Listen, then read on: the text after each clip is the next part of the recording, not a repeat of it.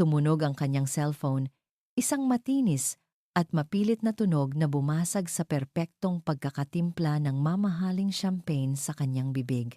Sa likod niya, ang marangyang salusalo para sa bagong taon ay nasa kasagsagan nito. Maririnig ang mahihinang tawanan, ang kalansing ng mga kopita, at ang malamyos na tugtugin ng isang string quartet, ngunit para kay Alejandro Alex Serrano, ang lahat ng iyon ay ingay lamang sa malayo, tulad ng mga alon na humahampas sa pampang ng isang islang hindi niya marating. Nakatayo siya sa harap ng salaming pader ng kanyang penthouse. Tanaw ang buong kamay nilaan na nagliliwanag sa libu-libong ilaw. Isang magandang tanawin. Isang tanawin na sumisigaw ng kapangyarihan at tagumpay. Ang tanawing ito ay kanya. Ngunit habang pinagmamasdan niya ang pagsabog ng mga fireworks sa kalangitan, isang kulay pagkatapos ng isa pa, wala siyang naramdaman kundi ang matinding panlalamig ng kalungkutan. Muli, tumunog ang cellphone. Sino ang tatawag sa kanya sa ganitong oras? Alam ng lahat ng koneksyon niya sa negosyo na ang bisperas ng bagong taon ay sagrado sa kanyang pag-iisa. Tiningnan niya ang screen. Unknown number. Sa halip na balewalain,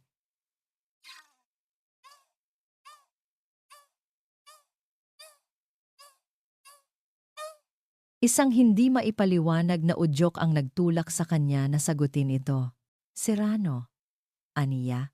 Ang boses ay kasing lamig ng hanging gabi sa labas ng salamin. Good evening, sir.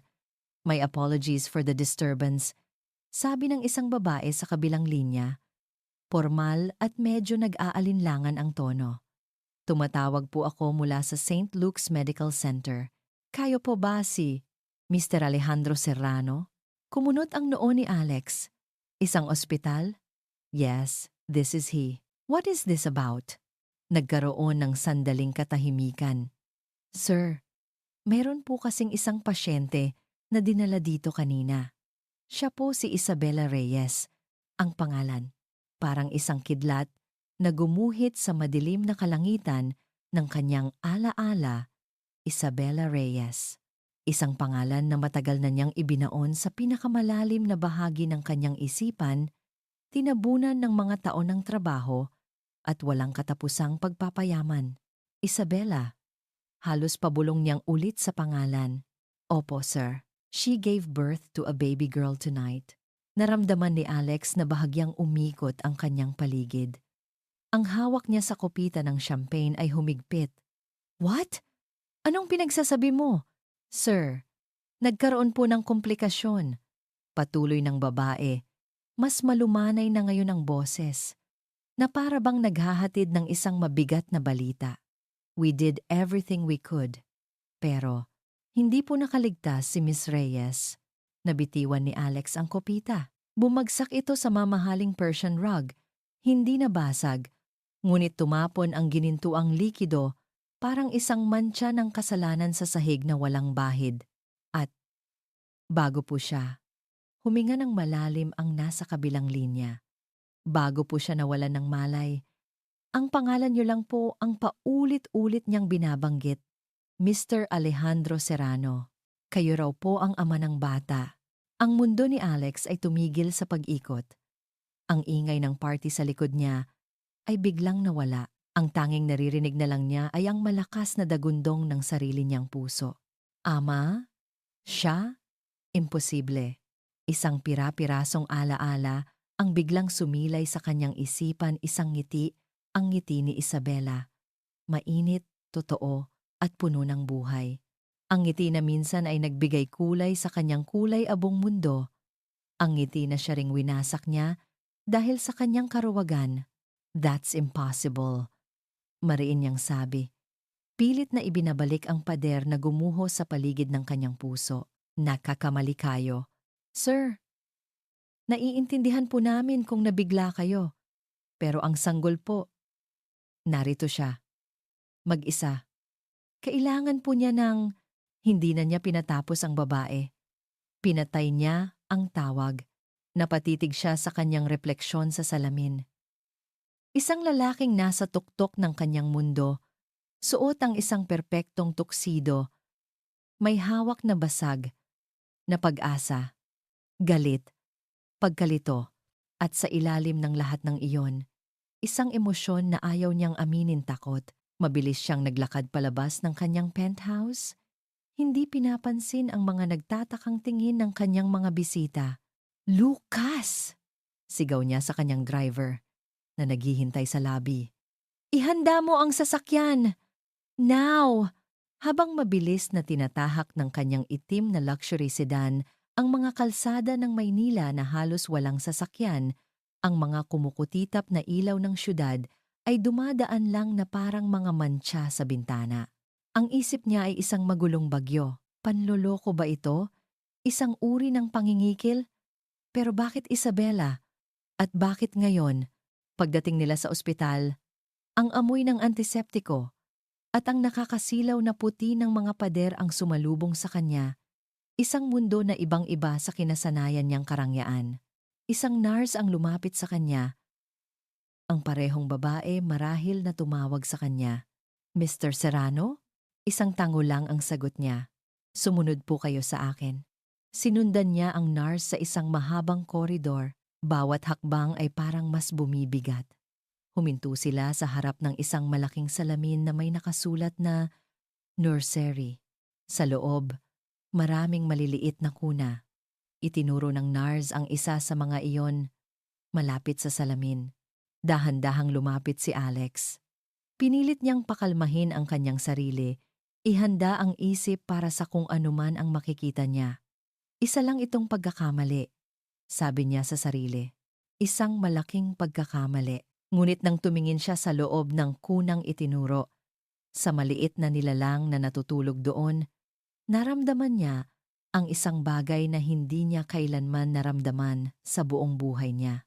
Hindi niya pa maaninag ng maayos ang mukha ng sanggol, ngunit ang pagtibok ng kanyang puso isang malakas, hindi mapigilang dagundong sa kanyang dibdib, ay nagsasabi sa kanya ng isang katotohanang pilit niyang tinatakasan. Isang manipis na pader na salamin ang tanging pagitan niya at ng sanggol. Nakatitig lang si Alejandro Alex Serrano. Ang kanyang paghinga ay nag-iwan ng bahagyang hamog sa malamig na ibabaw. Ang dagundong ng kanyang puso na kanina'y halos bumasag sa kanyang dibdib ay napalitan ngayon ng isang nakabibinging katahimikan. Gusto niyo po bang makita siya ng malapitan, sir? Tanong ng nurse sa tabi niya. Ang boses ay puno ng pag-unawa. Hindi kaagad nakasagot si Alex. Ang isang bahagi ng kanyang pagkatao, ang makatwirang CEO na sanay lutasin ang lahat ng problema, ay sumisigaw na tumalikod na at umalis. Isa itong pagkakamali, isang napakalaking gulo, ngunit ang kanyang mga paa ay tila nakabaon sa sahig na linoleum ng ospital. Walang salitang lumabas sa kanyang bibig, tumango na lang siya. Isang bahagya at halos hindi mahahalata na paggalaw. Pumasok ang nurse sa nursery. Pagkalipas ng ilang sandali, lumabas siyang muli. Maingat na karga ang isang maliit na buhol ng puting kumot. Habang papalapit ito sa kanya, naramdaman ni Alex ang paninikip ng kanyang lalamunan. Eto po siya, sir, sabi ng nurse nang may ngiti. Itinayo niya ang kanyang mga braso na parang kahoy, hindi sigurado kung paano ito sasaluhin. Ang huling bagay na hinawakan niya ng may ganitong pag-iingat ay isang mamahaling artifact na binili niya sa isang auction. Ngayon, iniaabot sa kanya ang isang tao, isang buhay. Maingat na inilipat ng nurse ang sanggol sa kanyang mga bisig. Nagulat si Alex sa gaan nito. Isang bigat na dumagan hindi lang sa kanyang mga braso, kundi sa kanyang buong pagkatao. Pinagmasdan niya ang mukha ng sanggol na mahimbing na natutulog. Mapupulang pisngi, manipis na buhok na kasing itim ng gabi, at mga labing bahagyang nakaawang. Maganda siya sa isang objektibong paraan. Ngunit habang hinahanap niya ang kahit anong koneksyon, kahit isang maliit na bakas ng kanyang sarili o ni Isabela sa mukha nito, wala siyang nakita. Walang pamilyar na hugis. Walang naramdamang pagkilala. Ang tanging nakikita niya ay isang estranghero. isang obligasyon. Lumipas ang ilang sandali na nakatayo lang siya roon, hawak ang sanggol, habang ang nurse ay naghahanda ng ilang mga papeles sa isang kalapit na desk. Mr. Serrano, muling tawag ng nurse. Ito po ang kanyang birth certificate. Kailangan niyo lang pong makita bago tayo magpatuloy sa discharge papers. Maingat niyang ibinalik ang sanggol sa nurse at kinuha ang dokumento, ang mga daliri niya, na sana'y pumirma sa mga kontratang nagkakahalaga ng bilyon-bilyon, ay bahagyang nanginginig. Binasa niya ang mga nakasulat. Pangalan, Celestina Reyes, pangalan ng ina. At sa ilalim nito, ang espasyong nakalaan para sa pangalan ng ama ay blanko. Isang malamig na kirot ang gumuhit sa kanyang puso. Bakit hindi isinulat ni Isabela ang pangalan niya? Kung sigurado siyang siya ang ama, bakit iniwan itong blanko? Ang pagdududa ay nagsimulang gumapang sa kanyang isipan, isang lason na nagbibigay katwiran sa panlalamig na nararamdaman niya. Mayroon pa pong isa, sir, sabi ng nurse, at may inabot itong isang maliit at lumang kahon na gawa sa kahoy. Simple lang ito, malayong malayo sa anumang bagay na pag-aari niya. Ito po ang mga gamit na natagpuan kasama ni Ma'am Isabela. Ang tanging bilin niya sa amin. Kung anuman daw po ang mangyari, ibigay ito sa inyo. Para raw po ito sa inyo. Kinuha ni Alex ang kahon. Magaspang ang ibabaw nito sa kanyang palad. Naramdaman niya ang isang matinding udyok na buksan ito doon mismo, na para bang ang lahat ng kasagutan sa kanyang mga tanong ay nasa loob. Ngunit pinigilan niya ang sarili. Ang pagbubukas ng kahon na iyon ay parang pagbubukas sa nakaraan. At sa sandaling ito, ang kailangan niyang harapin ay ang kasalukuyan ng sanggol at ang mga papeles sa kanyang harapan. Sir, ito na po ang mga dokumento para opisyal na mailabas ang bata sa pangangalaga ninyo, sabi ng nurse. Inilatag ang isang folder sa desk. Tiningnan ni Alex ang mga papeles. Pagkatapos ay sasanggol na muling inilagay sa kuna at sa wakas, sa hawak niyang kahon, ang buhay niya, na dati simple at kontrolado, ay biglang naging isang komplikadong equation na wala siyang ideya kung paano sosolusyonan. Kumuha siya ng pluma mula sa kanyang mamahaling coat. Walang emosyon, walang pag-aalinlangan. Sinimulan niyang pirmahan ang bawat pahina kung saan may nakaturo na sign here. Ang bawat lagda ay mabilis at matalas. Tulad ng pagpirma niya sa isang business deal. Ito ay isang transaksyon. Isang pag-ako sa isang hindi inaasahang asset o liability. Hindi pa siya sigurado. Nang matapos, isinara niya ang folder at ibinigay ito pabalik sa nurse. Salamat po, Mr. Serrano. Sabi ng nurse, binalot niyang muli ng maayos ang sanggol at inabot ito pabalik kay Alex. Alagaan niyo po siyang mabuti. Isang simpleng tango lang ang isinagot ni Alex. Ang paglalakad palabas ng ospital ay parang isang panaginip. Ang mga tao sa hallway ay tila gumagalaw sa paligid niya. Ang mga tunog ay malayo at malabo. Ang tanging totoo ay ang magaang bigat sa kanyang mga braso at ang malamig na kahoy ng kahon na isinilid niya sa bulsa ng kanyang coat. Nasa labas na naghihintay ang kanyang sasakyan.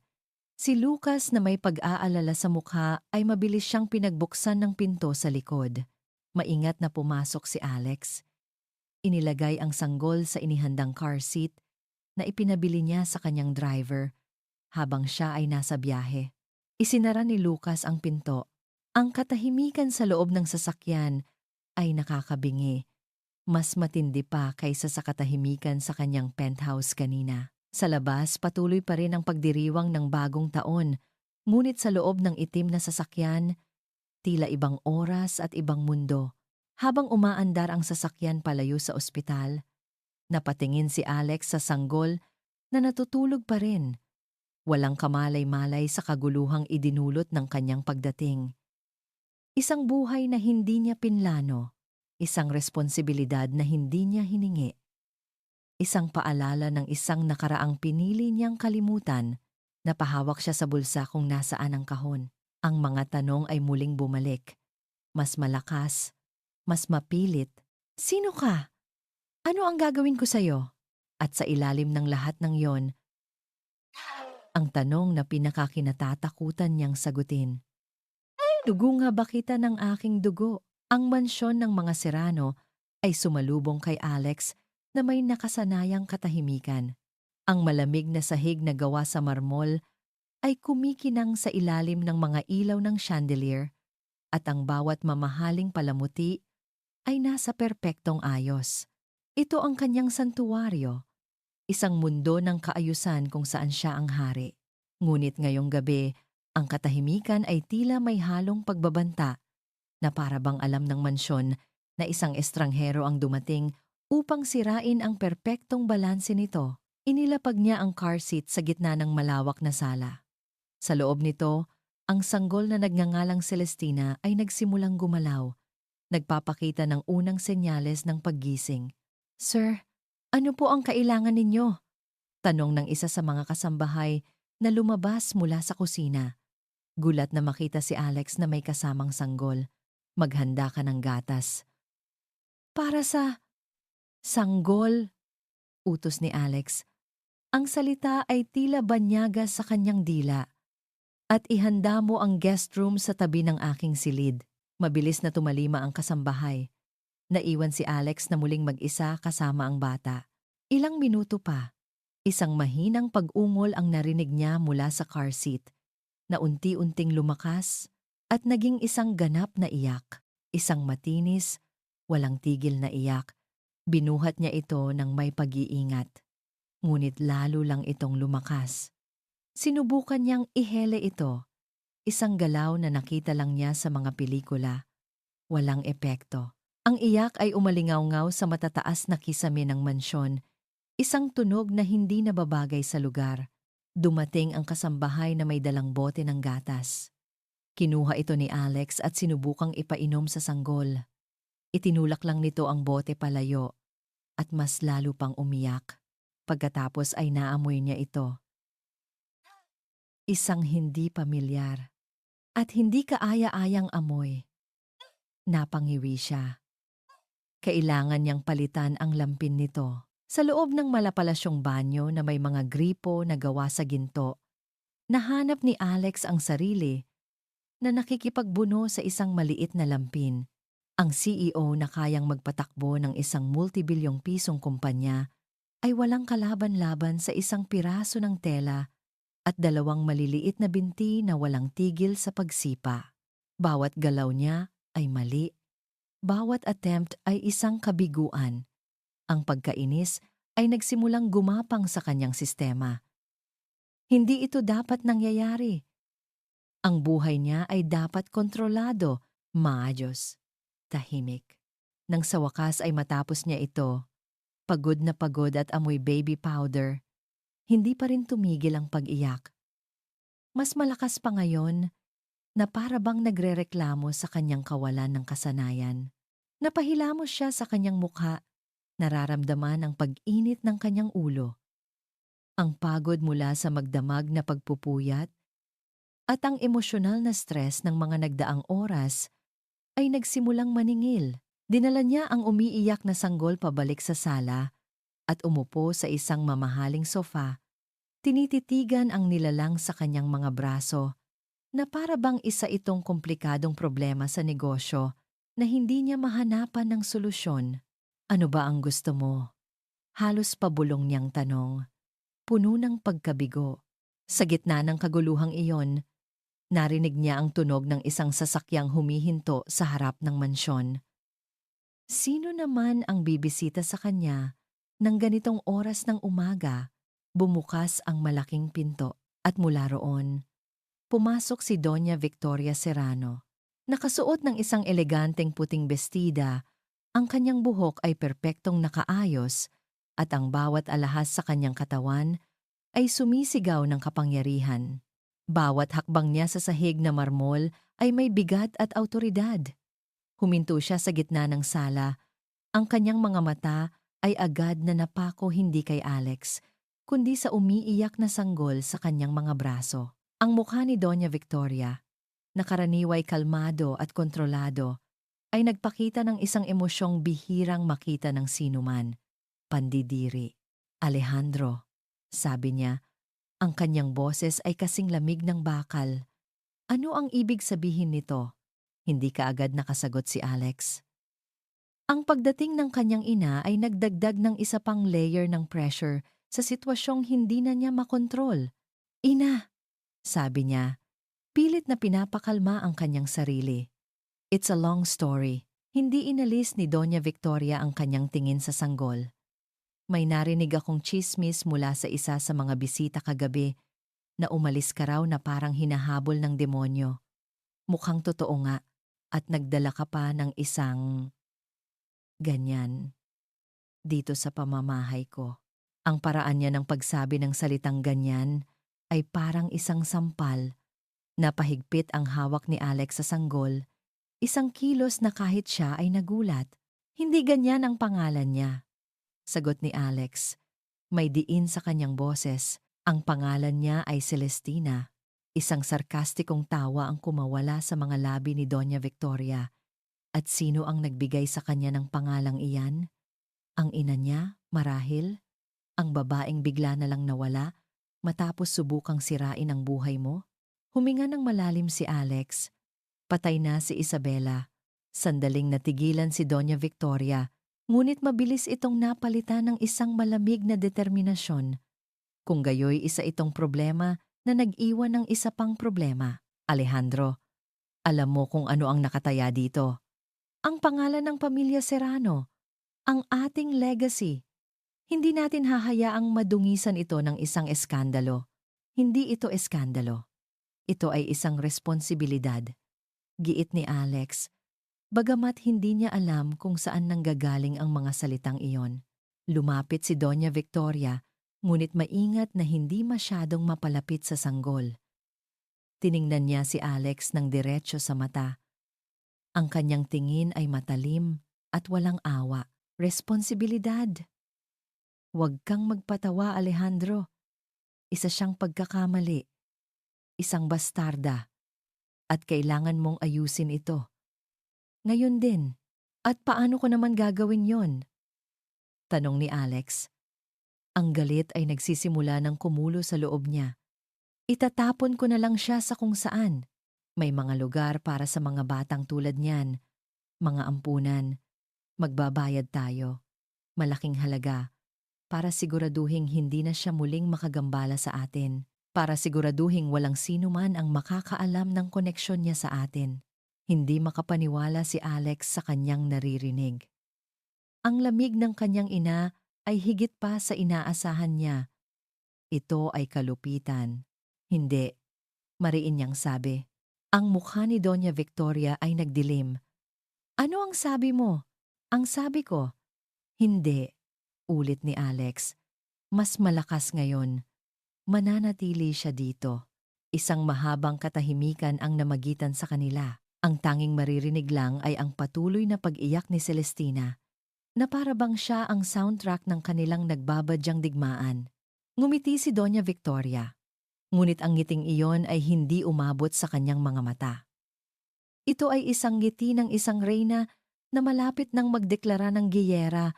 Kung gayon, pinipilit mo akong gawin ito sa mahirap na paraan. Sabi niya sa isang mahinang boses na mas nakakatakot kaysa sa sigaw. Pakinggan mo ako, Alejandro, at pakinggan mong mabuti. Lumapit siya ng isa pang hakbang. Ang kanyang mukha ay ilang pulgada na lang mula sa kanya. Ang batang iyan o ang legacy ng pamilya Serrano. Hindi mo maaaring makuha ang pareho. Pumili ka, Alejandro. Umalis si Doña Victoria na nag-iwan ng isang ultimatum na nakabitin sa hangin, mas mabigat at mas nakak-suffocating kaysa sa mamahaling pabango na naiwan niya. Ang iyak ni Celestina ay sa wakas ay humina at naging mahinang pagsinok na lang na parabang naramdaman din ng sanggol ang bigat ng tensyon sa silid. Nakatayo si Alejandro Alex Serrano sa gitna ng kanyang perpektong sala. Hawak ang isang sanggol na hindi niya alam kung paano patahanin at hinaharap ang isang banta mula sa babaeng nagbigay buhay sa kanya. Ang galit ay nag-aalab sa kanyang dibdib, ngunit sa ilalim ng galit na iyon ay ang malamig at matigas na katotohanan. Hindi siya handa para dito. Kinabukasan, gumawa siya ng isang desisyong praktikal at lohikal. Kumuha siya ng isang private nurse, isang matandang babae na may mabait na mga mata at mahusay na mga kredensyal ang dumating sa mansyon. Pinangalanan siyang Aling Mercy. Ininterview siya ni Alex sa kanyang home office na may parehong distansya at formalidad na ginagamit niya sa pag-hire ng isang executive. Tinanong niya ang tungkol sa kanyang karanasan, sa kanyang mga nakaraang kliyente, at sa kanyang kakayahang magtrabaho sa ilalim ng espesyal na mga kondisyon. Ang tanging trabaho mo ay alagaan ng bata. 24 na oras, sabi ni Alex. Ang kanyang mga kamay ay magkasalikop sa ibabaw ng kanyang mahogany desk. Lahat ng kailangan niya gatas, lampin, gamot ibibigay. Siguraduhin mo lang na siya ay ligtas, malusog, at tahimik. Tumango si Aling Mercy. Isang malungkot na ngiti ang bahagyang gumuhit sa kanyang mga labi. Opo, sir. Siyempre po. Sa pagdating ni Aling Mercy, isang artipisyal na kapayapaan ang bumalik sa mansyon. Ang pag-iyak ni Celestina ay napalitan ng mga propesyonal na kamay na alam kung paano ito patahanin. Muling nakontrol ni Alex ang kanyang espasyo, ngunit ang pagitan na nilikha niya sa pagitan niya at ng sanggol ay parang isang pader. Na salamin nakikita niya ang nangyayari sa kabila, ngunit hindi niya ito nararamdaman. Gabi. Ang buong mansyon ay natutulog, ngunit si Alex ay gising pa rin, nakaupo sa kanyang opisina, napapalibutan ng mga simbolo ng kanyang tagumpay, mga tropeyo, mga mamahaling painting, at mga papeles ng negosyo na nagkakahalaga ng milyon-milyon. Ngunit ang tingin niya ay nakatuon sa isang bagay na hindi nabibilang doon, ang maliit at lumang kahon na gawa sa kahoy. Inilapag niya ito sa gitna ng kanyang malinis na mesa. Ang gaspang ng kahoy ay isang malaking kaibahan sa makinis at malamig na ibabaw ng desk. Ilang oras na niya itong tinititigan, nag-aalangan, na para bang ang pagbukas nito ay isang pagkilos na hindi na niya mababawi. Ang utos ng kanyang ina ay umalingaw-ngaw sa kanyang isipan. Ayusin mo ito. Marahil, ito ang unang hakbang. Ang pag-unawa sa gulo bago ito ayusin. Huminga siya ng malalim. Dahan-dahan, itinaas niya ang takip. Ang unang bumungad sa kanya ay ang amoy. Isang mahinang amoy ng pinatuyong bulaklak at lumang papel. Sa ilalim ng ilang mga nakatuping damit ng sanggol, mayroong ilang mga bagay, isang pares ng kupas na tiket sa sinehan para sa isang pelikulang hindi na niya matandaan, isang tuyong bulaklak ng sampagita. Ang mga talulot nito ay marupok na sa paglipas ng panahon, at mga litrato. Kinuha niya ang una. Sila ni Isabela, nakaupo sa isang bangketa, kumakain ng fishball mula sa isang tusok. Nakangiti si Isabela sa kamera. Ang kanyang mga mata ay kumikinang sa saya. Siya naman, sa tabi nito, ay may isang ngiti sa kanyang labi, na halos hindi na niya makilala isang ngiting totoo, walang bigat ng mundo. May isa pa, sa isang perya, sakay sila ng Ferris wheel. Ang mga ilaw ng syudad ay nasa kanilang likuran. Ang hangin ay ginugulo ang buhok ni Isabela, at siya ay tumatawa, isang tawang dalisay, at walang halong pagkukunwari. Ang bawat litrato ay isang saksak sa kanyang puso. Mga alaala ng isang mas simpleng panahon ng isang Alex na masaya sa mga bagay na hindi nabibili ng pera. Mga alaala na pilit niyang ibinaon sa limot nang piliin niya ang landas na itinakda para sa kanya. Sa ilalim ng mga litrato, mayroong isang maliit na kwaderno, isang simpleng journal na may telang pabalat. Ito ang kahon ni Pandora, alam niya. Ngunit kailangan niyang malaman kung ano ang nasa loob. Binuklat niya ang unang pahina, ang sulat kamay ni Isabela, pamilyar at medyo paikot. Ang bumungad sa kanya, Disyembre 10. Ang unang date namin ni Alex. Dinala niya ako sa isang mamahaling restaurant. Halos hindi ako makahinga sa ganda ng lugar. Pero, ang pinakagusto ko ay noong naglakad kami sa labas pagkatapos. Kumain kami ng sorbetes sa kalye. Doon ko nakita ang totoong siya. Ang lalaking may pinakamabait na mga mata sa buong mundo. Napangiti si Alex ng mapait. Naalala niya ang gabing iyon, ang takot sa kanyang mga mata nang makita ang menu. Ang tawa niya nang matalsikan siya ng sorbetes. Nagpatuloy siya sa pagbabasa. Ang mga unang pahina ay puno ng saya at kilig. Mga kwento ng kanilang mga tagpuan, mga pangarap na pinagsaluhan nila, at ang lumalalim nilang pagmamahalan. Para siyang nagbabasa ng isang fairy tale. Ngunit habang lumilipas ang mga pahina, nagbago ang tono. Marso 22. Ipinakilala ako ni Alex sa ilan sa kanyang mga kaibigan sa isang party. Lahat sila ay nakatingin sa akin na parang hindi ako nabibilang. Ang mga damit nila, ang mga alahas nila, ang paraan nila ng pagsasalita. Naramdaman ko ang tingin nila sa suot kong bestida na binili ko lang sa department store. Ngumiti lang ako, pero sa loob, gusto ko nang umuwi. Abril 15. Ikinuwento ni Alex ang tungkol sa kanyang ina, si Doña Victoria. Naririnig ko ang paggalang at kaunting takot sa kanyang boses. Sabi niya, gusto ng kanyang ina ang pinakamabuti para sa kanya. Ano kaya ang iisipin niya tungkol sa akin? Isang simpleng babae na walang maipagmamalaking pangalan o kayamanan. Natatakot ako. Ang bawat salita ay isang karayom na tumutusok sa kanyang budhi. Hindi niya napansin. O marahil, pinili niyang hindi pansinin ang mga takot at alinlangan ni Isabela. Masyado siyang abala sa sarili niyang mundo. At pagkatapos, narating niya ang huling entry na may petsa. Isang entry na isinulat sa nanginginig na sulat kamay. Ang tinta ay bahagyang kumalat na para bang nabasa ng luha. Mayo 5. Nakatagpo ko ang kanyang ina ngayong araw. Pumunta siya sa apartment ko, walang nakakaalam. Kahit si Alex. Ngayon, naiintindihan ko na. Ang lahat ng aking mga takot, lahat ng aking mga alinlangan ay totoo. Hindi ako kailanman magiging sapat. Hindi ako kailanman nabibilang dito. Napahinto sa paghinga si Alex. Isang malamig na agos ang dumaloy sa kanyang mga ugat. Ang mga salita sa pahina ay tila tumalon at sumampal sa kanya. Ang kanyang ina, ang lahat ng ito. Ang pag-alis ni Isabela, ang mga taon ng katahimikan. Nagsimula ang lahat dito sa isang lihim na pagtatagpo na sinadya upang wasakin sila.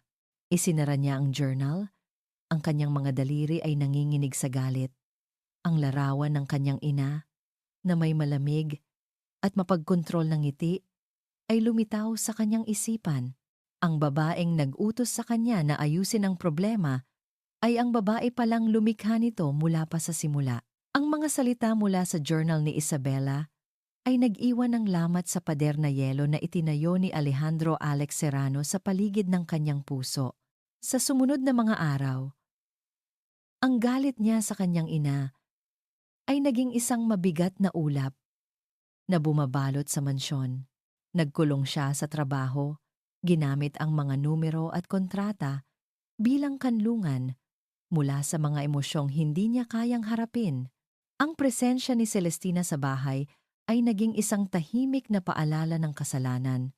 Naririnig niya ang mahinang iyak nito sa gabi, ang malamyos na pag-awit ni Aling Mercy.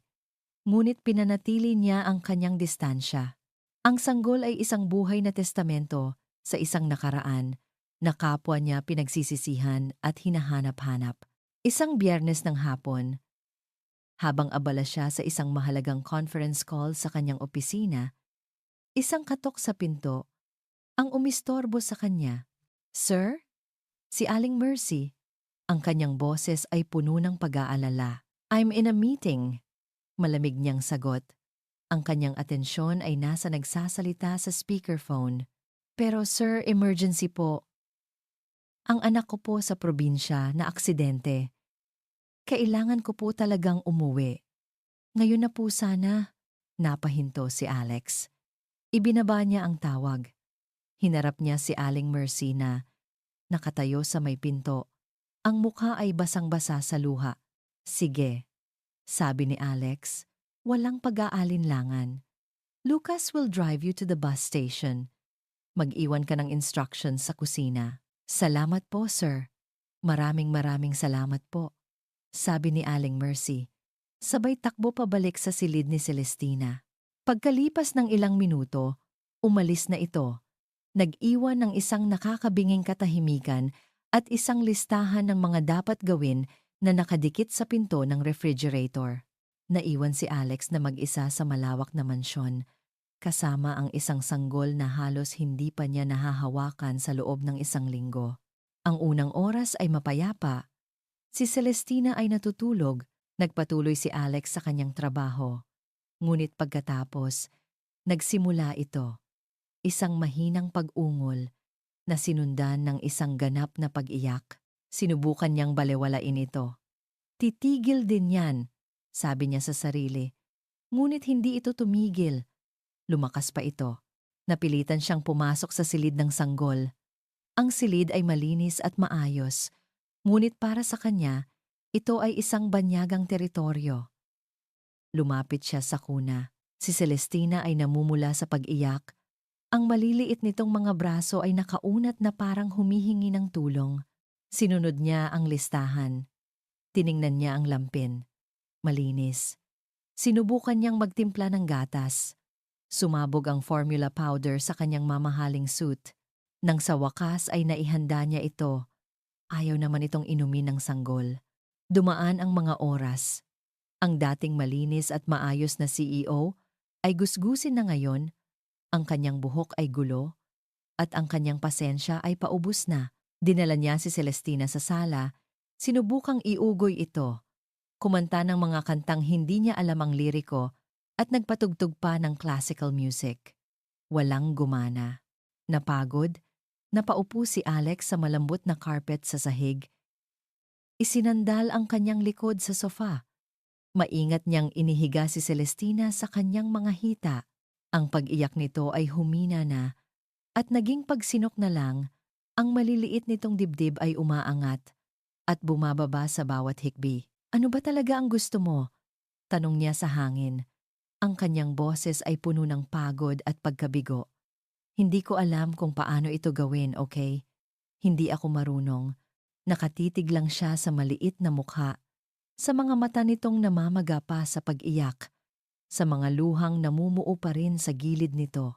At sa unang pagkakataon, hindi niya ito nakita bilang isang problema o isang obligasyon. Nakita niya ang isang maliit, walang kalaban-laban na nilalang na kailangan lang ng kalinga. Isang bagay na hindi niya maibigay. Isang bagay na hindi niya natanggap.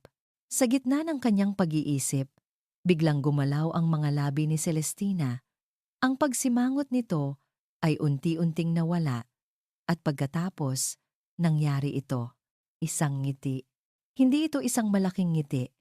Isang bahagya lang na pag-angat sa gilid ng mga labi nito na sinamahan ng isang mahinang tunog ng kasiyahan. Ang mga mata nito, na kanina'y puno ng luha, ay nakatitig ngayon sa kanya. Natigilan si Alex. Ang buong mundo niya ay huminto sa pag-ikot. Ang lahat ng pagod, lahat ng inis, lahat ng galit, ay biglang naglaho na parang bula. Ang ngiting iyon. Mayroong isang bagay doon. Isang bagay na pamilyar. Isang kislap sa mga mata. Isang anino ng isang ngiti na matagal na niyang ibinaon sa kanyang alaala. Ang ngiti ni Isabella. Walang kamalay-malay. Isang ngiti rin ang gumuhit sa mga labi ni Alex. Dahan-dahan, itinaas niya ang kanyang kamay at marahang hinaplos ang malambot na pisngi ni Celestina. Sa pagdampi ng kanyang balat sa balat nito, Isang mainit na kuryente ang dumaloy sa kanyang buong katawan. Isang koneksyon, isang bagay na totoo. Hindi na ito isang estranghero. Hindi na ito isang obligasyon. Sa sandaling iyon, sa sahig ng kanyang malamig na mansyon, hawak ang sanggol na anak ng babaeng minahal niya at sinaktan, naramdaman ni Alejandro Serrano ang isang bagay na mas totoo kaysa sa lahat ng kayamanan niya sa mundo. Isang pitik sa kanyang puso. Nang gabing iyon, hindi siya bumalik sa kanyang opisina. Dinala niya ang isang upuan sa tabi ng kuna ni Celestina. Naupo lang siya roon, pinagmamasdan ang mahimbing na pagtulog ng sanggol, ang maliliit na paghinga nito, ang bahagyang paggalaw ng mga daliri, ang kapayapaan sa mukha nito. Sa loob ng maraming taon, ang katahimikan sa mansyon ay nangangahulugan ng kalungkutan, ng kawalan, ngunit ngayong gabi, ang katahimikang ito ay iba, puno ito. Hindi niya namalayan ang paglipas ng oras, ang buwan ay mataas na sa kalangitan. Ang mga ilaw ng syudad sa labas ng bintana ay tila mas malambot, hindi na kasing talim ng dati, isang kapayapaan na hindi niya kailanman naramdaman ang dahan-dahang gumapang sa kanyang pagod na kaluluwa. Ito ba ang naramdaman ni Isabela? Ang ganitong uri ng pagmamahal na kayang tiisin ang lahat? Ang ganitong uri ng koneksyon na nagbibigay kahulugan sa bawat paghinga? Sa gitna ng tahimik na sandaling iyon, isang matinis na tunog ang bumasag sa lahat. Ang kanyang cellphone. Naiwan niya ito sa ibabaw ng isang maliit na mesa sa tabi ng sofa. Umilaw ang screen, nagpapatingkad sa isang pangalan na nagdulot ng biglaang panlalamig sa kanyang dibdib. Ina, ang kanyang ina. Si Doña Victoria. Agad na bumalik ang lahat. Ang banta, ang ultimatum, ang mga masasakit na salita mula sa journal ni Isabela. Ang pader na nagsimula ng mag-init ay muling nanlamig. Tumayo siya, dahan-dahan, na para bang anumang mabilis na paggalaw ay maaaring makasira sa brilyanteng sandali na kasama niya si Celestina. Lumapit siya sa cellphone. Ang pagring nito ay parang isang sirena na tumatawag sa kanya, pabalik sa kanyang lumang buhay, isang buhay ng tungkulin, ng legacy, ng malamig na ambisyon. Ang kanyang daliri ay nag-hover sa ibabaw ng answer button. Ito ang dapat niyang gawin. Ang lohikal na bagay. Ang laging niyang ginagawa. Sagutin ang tawag. Pakinggan ang mga utos. Sumunod. Ngunit bago pa man niya ito pinindot, ang kanyang mga mata ay muling napadako sa kuna. Kay Celestina, natutulog pa rin siya, walang kamalay-malay sa digmaang nagaganap sa loob ng puso ng lalaking nakatayo sa tabi niya. Ang kanyang munting ngiti kanina ay bumalik sa isipan ni Alex, isang sinag ng liwanag sa kanyang madilim na mundo. Tumingin siya pabalik sa kumikinang na screen ng cellphone, ang pangalan ng kanyang ina, ang simbolo ng kanyang nakaraan. Pagkatapos ay tumingin siyang muli kay Celestina, ang simbolo ng isang posibleng hinaharap. Gumawa siya ng isang desisyon. Hindi niya sinagot ang tawag. Sa halip, pinindot niya ang silence button sa gilid ng telepono. Ang matinis na tunog ay namatay. Ang screen ay nagdilim. Katahimikan. Muli, ang tanging maririnig na lang ay ang malambot na paghinga ng sanggol sa kuna. Bumalik si Alex sa kanyang upuan. Hindi na niya tiningnan pa ang cellphone. Ang kanyang buong atensyon ay muling ibinalik sa maliit na nilalang na nagbigay sa kanya ng isang ngiti. Sa gabing iyon, sa unang pagkakataon sa kanyang buhay, pinili ni Alejandro Serrano ang isang bagay na hindi niya maintindihan kaysa sa isang bagay na buong buhay niyang sinunod. Pinili niya ang puso kaysa sa tungkulin, at sa pagpili na iyon, isang binhi ng pag-asa ang naitanim sa loob ng kanyang marangyang opisina na napapalibutan ng dark mahogany at amoy ng lumang leather. Nakaupo si Doña Victoria Serrano na parang isang reyna sa kanyang trono. Ang syudad ng Maynila ay isang karpet ng mga kumikinang na hiyas sa labas ng kanyang bintana, ngunit ang kanyang mga mata ay nakatuon sa isang mas mahalagang bagay, ang kanyang cellphone na nakapatong sa ibabaw ng kanyang mesa, tahimik at walang buhay. Ilang oras na ang nakalipas, mula nang sinubukan niyang tawagan si Alejandro, hindi ito sumagot. Hindi rin ito tumawag pabalik. Para sa isang ina na sanay na ang bawat salita niya ay batas, ang katahimikan na iyon ay isang deklarasyon ng pagrerebelde, isang sampal sa kanyang mukha. Ang ngiti na ibinigay ng sanggol na iyon sa kanyang anak ay nagsisimula ng maging isang lason, isang gayuma na unti-unting naglalayo sa puso ni Alejandro mula sa kanyang kontrol.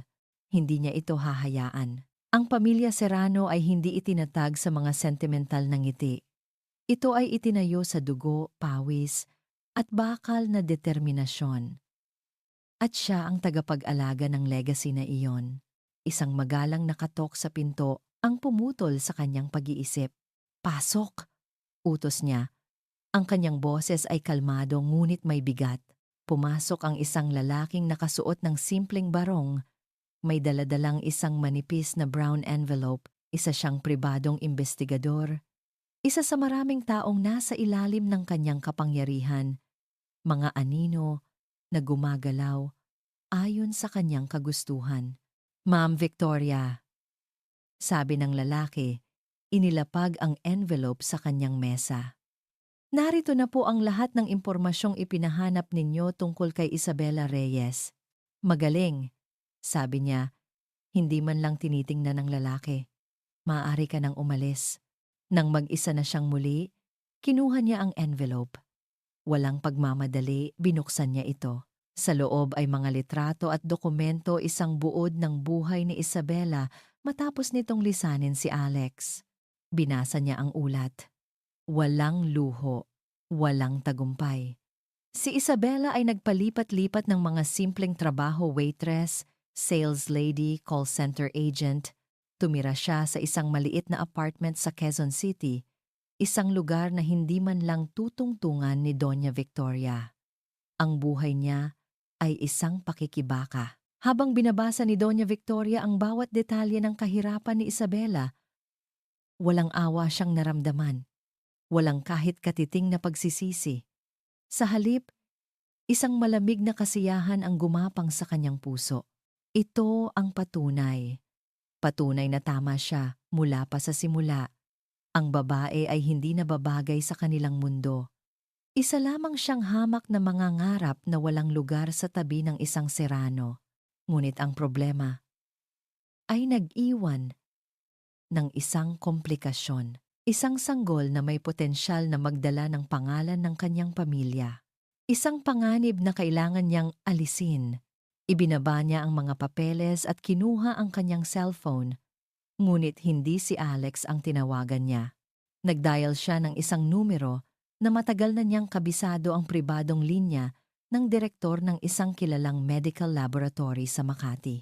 Isang laboratorio kung saan ang Serrano Corporation ay isa sa mga pinakamalaking benefactor. "Dr. Alcaraz," sabi niya nang may sumagot sa kabilang linya. "Victoria Serrano here." "Doña Victoria! Anong maipaglilingkod ko sa inyo?" Ang boses sa kabilang linya ay puno ng paggalang at pagnanais na magsilbi. "Mayroon akong isang napakasensitibong request, Doc," sabi ni Victoria.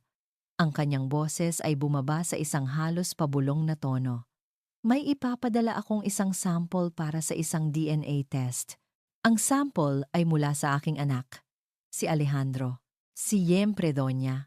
Ibibigay namin dyan ang pinakamataas na prioridad." "Magaling," sabi ni Victoria. "Ngunit mayroon akong isang espesyal na instruction. Anuman ang maging resulta, kailangan nitong lumabas na negative." Nagkaroon ng sandaling katahimikan sa kabilang linya. Isang katahimikan ng pagkabigla at pag-unawa. "I understand." Sa wakas ay sabi ni Dr. Alcaraz. Ang kanyang tono ay propesyonal na muli. "It will be handled with absolute discretion.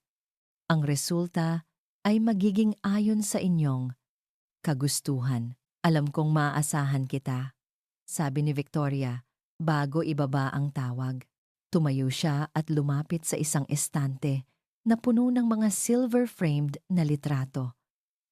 Kinuha niya ang isa-isang litrato ni Alex noong ito ay 5 taong gulang pa lamang. Nakangiti habang nakakandong sa kanya.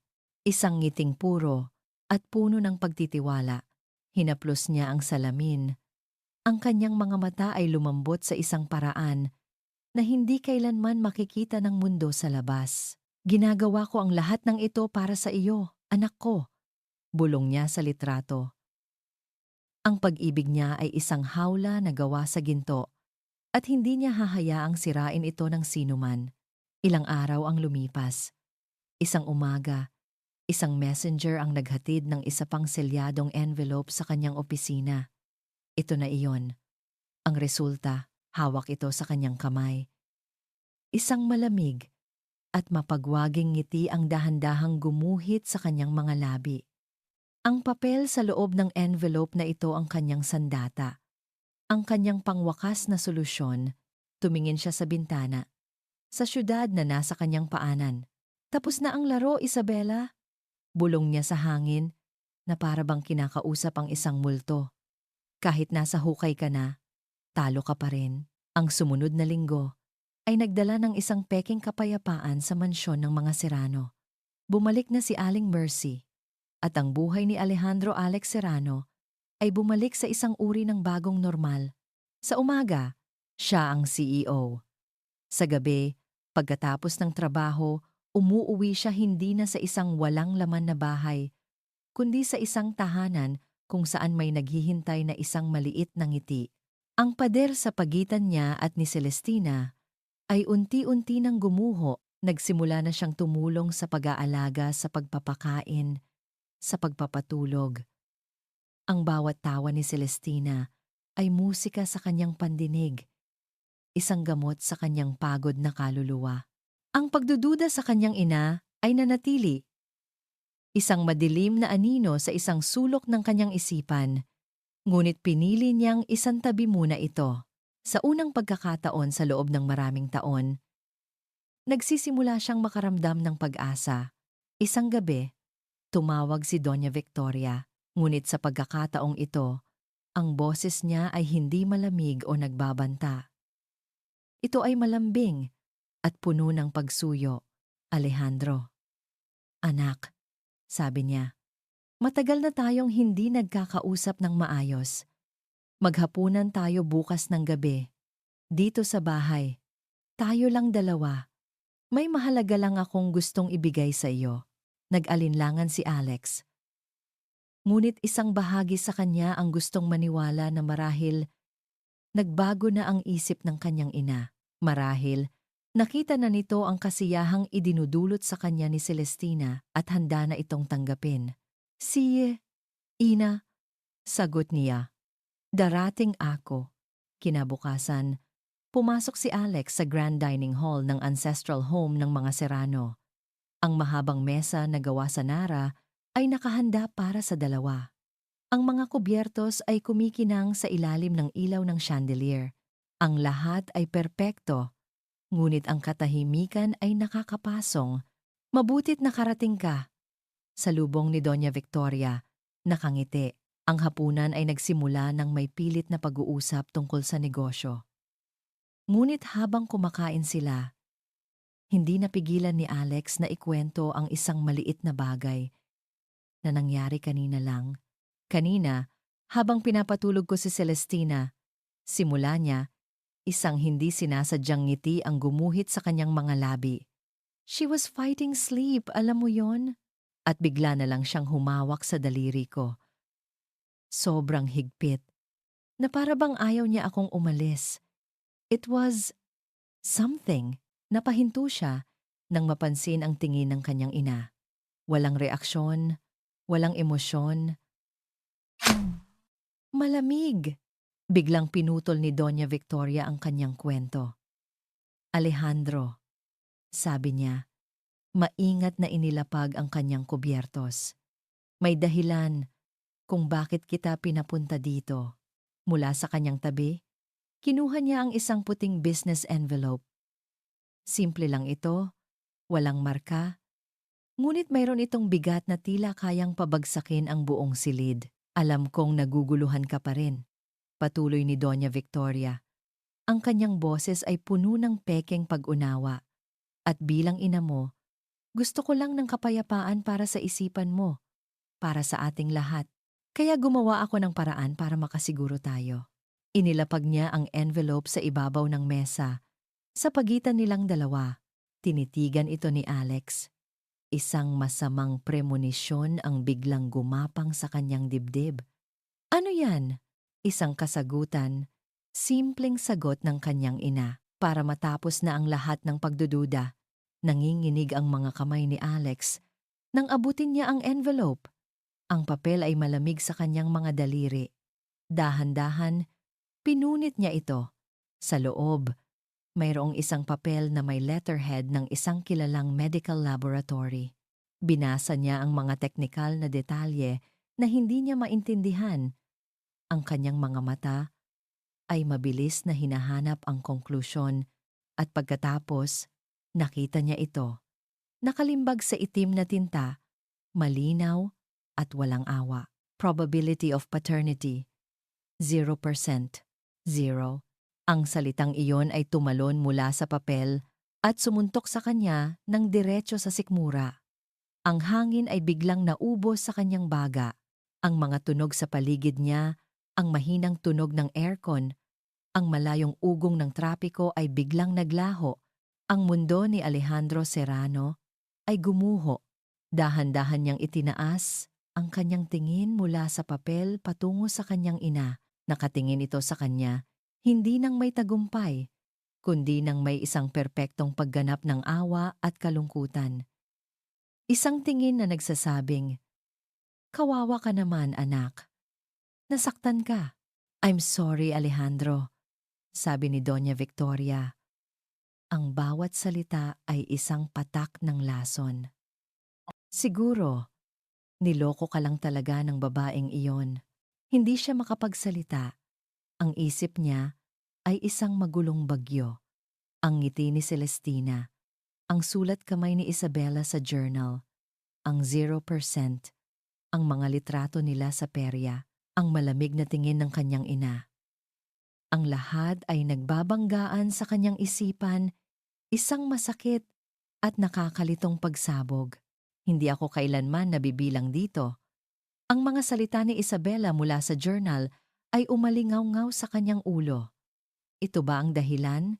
Dahil hindi niya dinadala ang dugo ng isang Serrano?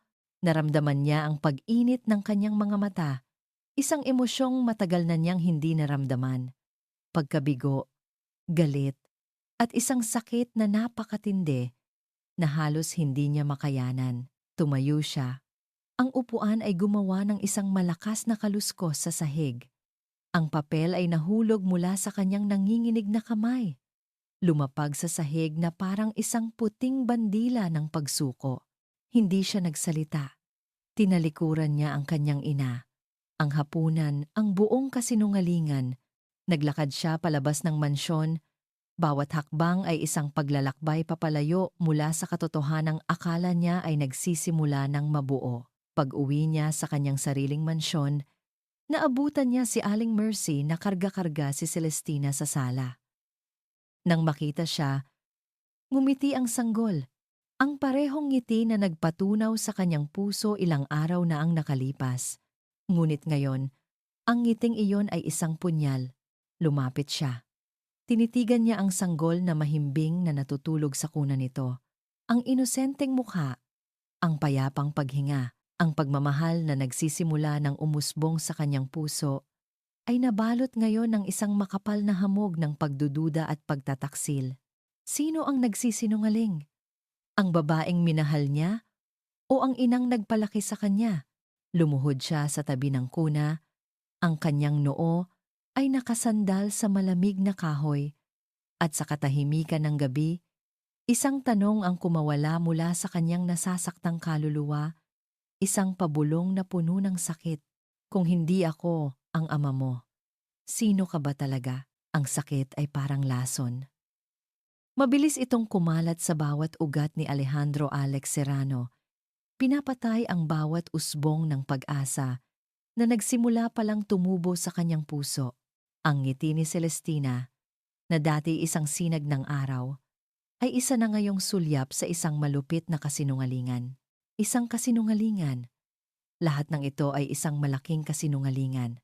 Kinabukasan, ang mansyon ay nagising sa isang bagong uri ng lamig. Isang lamig na hindi nagmumula sa air conditioner, kundi mula sa puso ng amo nito. Ang unang ginawa ni Alex ay kausapin si Aling Mercy. Nakatayo siya sa paanan ng engrandeng hagdanan. Ang kanyang mukha ay parang isang maskarang gawa sa bato. Mula ngayon, simula niya, ang kanyang boses ay walang anumang emosyon. Ang tanging trabaho mo pa rin ay alagaan ang bata. Ngunit may mga bago akong patakaran. Napatingin sa kanya si Aling Mercy. May pagtataka at kaunting takot sa kanyang mga mata. Una, hindi ko gustong makita ang bata sa aking opisina o malapit man lang dito. Pangalawa, ang silid tulugan ko ay off-limits. At pangatlo, kung hindi mo siya kayang patahanin, dalhin mo siya sa pinakamalayong bahagi ng bahay kung saan hindi ko siya maririnig. Naintindihan mo ba? Hindi ka agad nakasagot si Aling Mercy. Pero, sir, si Celestina po. Hindi ko tinatanong ang opinyon mo, putol ni Alex. Tinanong ko kung naintindihan mo. Isang malungkot na tangulang ang naisagot ng matanda. Opo, sir. Naiintindihan ko po. Tumango rin si Alex, isang beses lang, at tinalikuran na ito. Itinayo niya ang pader. Mataas, matibay. Isang pader na gawa sa yelo. Ang lamig na iyon ay dinala niya sa kanyang trabaho. Sa isang board meeting, iprinisenta ng isang batang executive ang isang proposal na may kaunting pagkakamali sa numero. Ang dating Alex ay marahil ay itatama lang ito. Ang bagong lumang Alex ay hindi nagpakita ng awa. Are you incompetent? Or just lazy? Tanong ni Alex. Ang kanyang boses ay mahina ngunit tumatagos sa bawat sulok ng silid. You are wasting my time. You are wasting this company's money. Get out. You're fired. Isang nakabibinging katahimikan ang bumalot sa boardroom. Walang nangahas na magsalita. Maging ang paghinga ay tila ipinagbabawal. Ang Alejandro Serrano na kilala nila, ang tuso at walang pusong negosyante, ay nagbalik. At mas malala pa siya kaysa dati. Ngunit ang pader na itinayo niya ay may mga lamat. Isang gabi, habang naglalakad siya sa pasilyo patungo sa kanyang silid, napadaan siya sa silid ni Celestina. Ang pinto ay bahagyang nakaawang at mula sa loob, narinig niya ito. Isang tawa, isang dalisay, masayang tawa ng isang sanggol. Napahinto si Alex. Ang kanyang mga paa ay tila napako sa sahig. Ang tunog na iyon. Iyon ang parehong tunog na nagbigay sa kanya ng kapayapaan ilang gabi lang ang nakalipas. Ngayon, para itong isang karayom na tumutusok sa kanyang sugat, sumilip siya sa siwang ng pinto. Nakita niya si Aling Mercy na nakikipaglaro kay Celestina. Kinikiliti ito sa tiyan. Ang bata ay tumatawa ng malakas. Ang mga maliliit nitong binti ay sumisipa-sipa sa hangin. Isang imahe ng kaligayahan, isang imahe na hindi siya kasama. Humigpit ang pagkuyom ng kanyang kamao sa kanyang tagiliran. Ang kanyang mga kuko ay bumaon sa kanyang palad. Isang labanan ang nagaganap sa loob niya, ang pagnanais na pumasok at ang utos ng kanyang isip na lumat ang utos ng kanyang isip na lumayo. Pinili niya ang huli. Mabilis siyang tumalikod at nagpatuloy sa paglalakad. Bawat hakbang ay mas mabilis, na para bang tinatakasan niya ang isang multo. Pagpasok sa kanyang opisina, sinubukan niyang ibaling ang kanyang atensyon sa trabaho. Ngunit ang tawa ni Celestina ay umalingaw-ngaw sa kanyang isipan.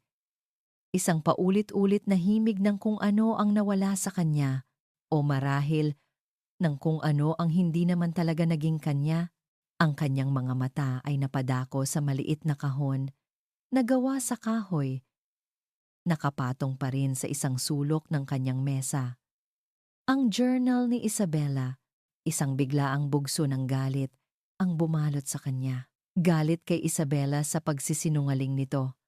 Galit sa kanyang ina sa pagsira nito sa kanyang kapayapaan. At higit sa lahat, galit sa kanyang sarili sa pagiging isang hangal. Sa isang mabilis na kilos, kinuha niya ang journal. Ang intensyon niya ay itapon ito. Sirain ito. Alisin ang huling piraso ng katibayan ng kanyang kahinaan. Bubuksan na sana niya ang basurahan sa ilalim ng kanyang mesa, ngunit napahinto siya. Ang kanyang mga daliri ay humaplos sa telang pabalat. Ang pamilyar na pakiramdam nito ay nagbalik ng mga alaala, ang mga ngiti, ang mga pangarap, ang pagmamahal na akala niya ay totoo. Sinungaling. Bulong niya sa hangin. Ngunit habang tinititigan niya ang journal, isang tanong ang bumulong pabalik sa kanyang isipan.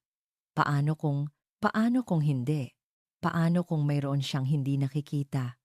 Paano kung ang sakit na nararamdaman niya ay bumubulag sa kanya sa katotohanan? Sa halip na itapon, ibinagsak niya ang journal pabalik sa mesa. Sa sobrang pagkabigo, ang tunog ng pagbagsak nito ay umalingaw-ngaw sa tahimik na silid. Hindi niya kayang tingnan ito, pero hindi niya rin kayang itapon.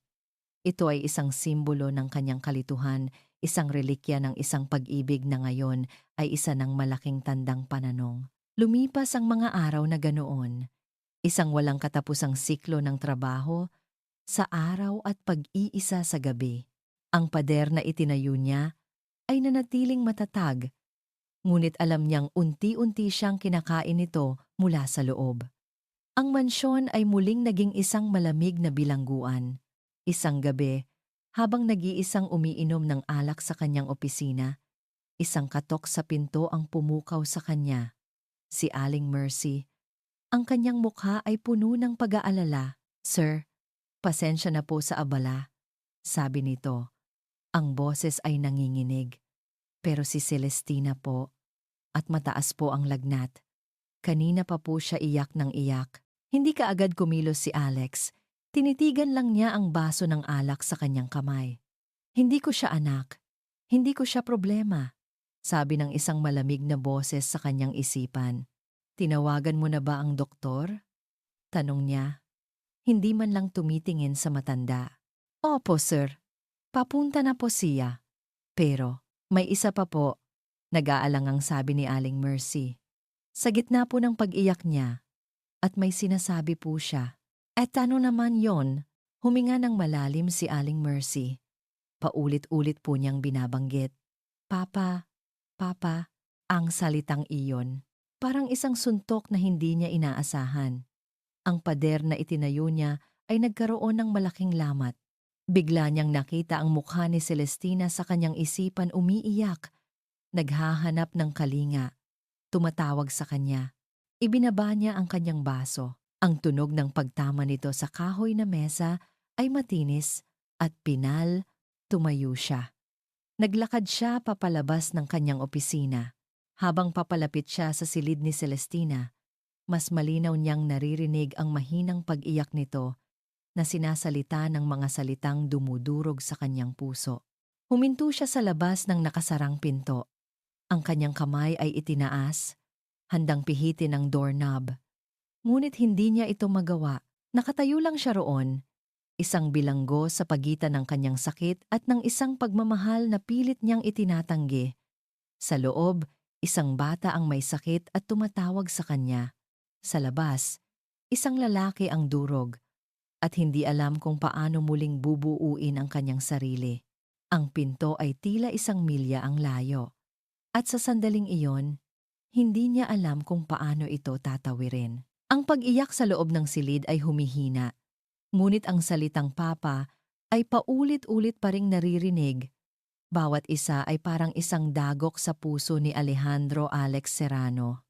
Ang pader na yelo, na buong ingat niyang itinayo sa loob ng maraming araw, ay nagsimulang matunaw sa ilalim ng init ng lagnat ng isang bata. Hindi na niya natiis. Sa isang iglap, ang lahat ng pagdududa Ang lahat ng sakit, ang lahat ng galit, ay pansamantalang naglaho. Pinihit niya ang doorknob at mabilis na pumasok sa silid. Ang eksenang bumungad sa kanya ay dumurog sa natitirang piraso ng kanyang puso. Nakahiga si Celestina sa kuna. Ang mukha ay namumula at basang-basa sa pinaghalong pawis at luha. Si Aling Mercy ay nasa tabi nito. Sinusubukang punasan ang noo nito ng isang basang bimpo. Ngunit umiiling lang ang bata, ang mga matay nakapikit, habang patuloy na bumubulong ng salitang nagdala kay Alex doon. "Hayaan mo na ako," sabi ni Alex. Ang kanyang boses ay magaspang dahil sa emosyon. Gulat na napatingin sa kanya si Aling Mercy. Walang tanong, tumabi ito para magbigay daan. Lumapit si Alex sa kuna. Dahan-dahan, maingat na maingat, binuhat niya si Celestina. Ang init mula sa katawan ng bata ay tumagos sa kanyang damit. Isang nakakaalarmang init na nag-alis ng lahat ng panlalamig sa kanyang sistema. "Shh! I'm here," bulong niya. Hindi sa sanggol kundi sa sarili. "I'm here." Inupo niya ito sa rocking chair, sa isang sulok ng silid, at nagsimulang ihele ito.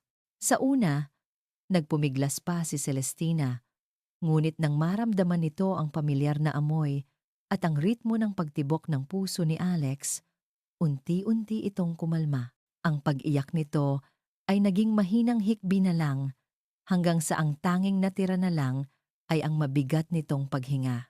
Nang dumating ang doktor, hindi binitawan ni Alex si Celestina. Habang sinusuri ng doktor ang bata, nanatili itong karga ni Alex. Ang isang kamay niya ay nakahawak sa maliit na kamay nito. Ang diagnosis ay isang simpleng viral fever, ngunit para kay Alex, parang katapusan na ng mundo. Buong magdamag siyang nagbantay. Habang si Aling Mercy ay nagpapahinga sa kabilang silid, nanatili si Alex sa tabi ng kuna. Siya mismo ang nagpupunas sa katawan ni Celestina. Siya ang sumusukat ng temperatura nito at siya ang nagpapanatili sa paghele nito sa tuwing magsisimula itong maging hindi mapakali. Sa katahimikan ng madaling araw, habang ang lagnat ni Celestina ay nagsisimula ng bumaba, napaupo si Alex sa sahig. Ang likod ay nakasandal sa kuna. Ngunit sa ilalim ng pagod ay isang malinaw na realisasyon, ang pagmamahal niya para sa batang ito. At hindi ito nawala. Nandoon pa rin, nakabaon sa ilalim ng isang makapal na layer ng sakit at pagtataksil. Ang resulta ng DNA test ay nagsabi na hindi sila magkadugo, ngunit ang puso niya ay nagsasabi ng ibang kwento. Ang puso niya ay nagsasabing, anuman ang sabihin ng papel, ang batang ito ay kanya. Sa pagsikat ng araw, isang bagong determinasyon ang sumikat din sa puso ni Alex. Ang pagdududa ay hindi na isang pader na naghihiwalay sa kanila. Ito ay isang misteryo na kailangan niyang lutasin. Dahan-dahan siyang tumayo at lumabas ng silid. Dumiretso siya sa kanyang opisina. Ang kanyang isip ay malinaw na ngayon sa unang pagkakataon sa loob ng maraming linggo. Hinanap ng kanyang mga mata ang journal ni Isabela na nakapatong pa rin sa kanyang mesa. Kinuha niya ito, ngunit sa pagkakataong ito, hindi nang may galit kundi nang may layunin. Binuklat niya ito hanggang sa mga huling pahina, ang mga pahinang hindi pa niya nababasa, ang mga pahinang isinulat pagkatapos ng kanilang paghihiwalay. Ang sulat kamay ni Isabela ay puno ng kalungkutan, ngunit walang bahid ng galit. Isinulat niya ang tungkol sa kanyang pagbubuntis, ang kanyang kagalakan at takot, at sa pinakahuling pahina, mayroong isang entry na hindi para sa journal. Ito ay isang liham. Para sa aking Celestina, anak, kung binabasa mo ito, marahil ay malaki ka na at marahil ay marami kang mga tanong. Gusto ko lang malaman mo na minahal kita mula pa noong unang araw. Ikaw ang naging liwanag ko sa pinakamadilim na panahon ng buhay ko, ang dahilan kung bakit ako lumaban. Ang tatay mo, si Alejandro. Minahal ko siya ng buong puso. Ngunit ang mundo namin ay magkaiba. Masyadong malaki ang pader sa pagitan namin. Pinili kong umalis hindi dahil sa hindi ko na siya mahal, kundi dahil sa sobrang pagmamahal ko sa inyong dalawa. Gusto kitang protektahan mula sa isang buhay na puno ng sakit at paghuhusga. At gusto ko siyang protektahan mula sa pagpili sa pagitan ko at ng kanyang pamilya. Ang tanging hiling ko lang, kung sakaling mag-cruise muli ang landas ninyo, sana'y makita niya sa iyong mga mata ang pagmamahal na minsan naming pinagsaluhan.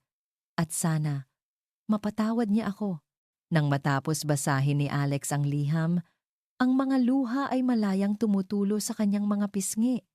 Ang bigat ng pagsisisi ay halos magpaguho sa kanya. Si Isabela ay hindi nagsinungaling. Nagmahal lang ito, ng labis. Ibinaba niya ang journal at may isang bagay na nahulog mula sa likod na pabalat nito. Isang maliit, makinang na bagay. Isang susi. Isang maliit na susi para sa isang safety deposit box. Agad na may naalala si Alex.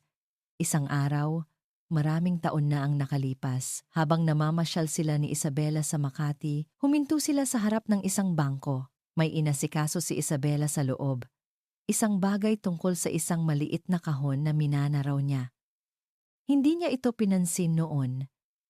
Isa lang itong ordinaryong detalye sa isang ordinaryong araw. Ngunit ngayon, ang alaalang iyon ay bumalik na parang isang kidlat. Kung sakaling may mangyari sa akin, sabi ni Isabela noon na may halong biro, ikaw lang ang may access dito bukod sa akin. Ikaw ang secondary, hindi niya ito pinansin. Walang mangyayari sa'yo. Sagot niya sabay halik sa noo nito. Ngayon, ang mga salitang iyon ay bumalik na parang isang multo. Pinulot ni Alex ang susi mula sa sahig. Ang malamig na metal ay tila may kuryente sa kanyang palad. Tinitigan niya ito. Pagkatapos ay ang journal. Ang kasinungalingan ay hindi nagmula kay Isabela.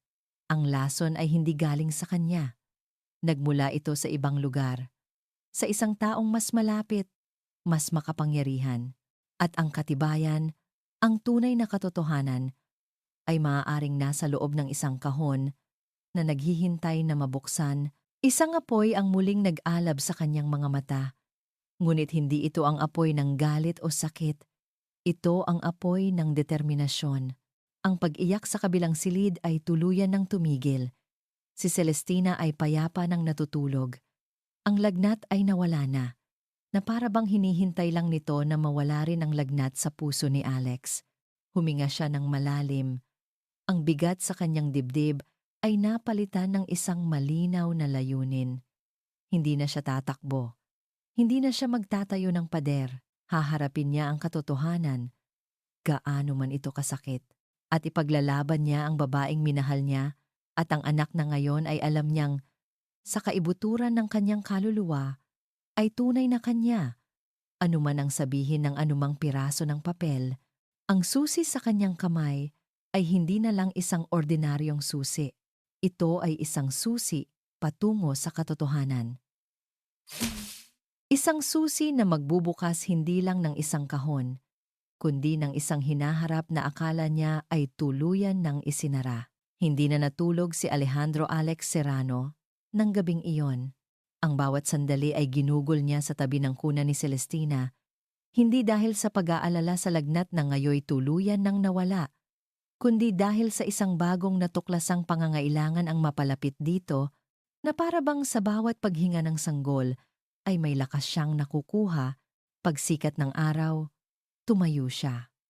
Ang pagod sa kanyang mukha ay napalitan ng isang bakal na determinasyon. Ang pag-aalinlangan na halos dumurog sa kanya ay naglaho na.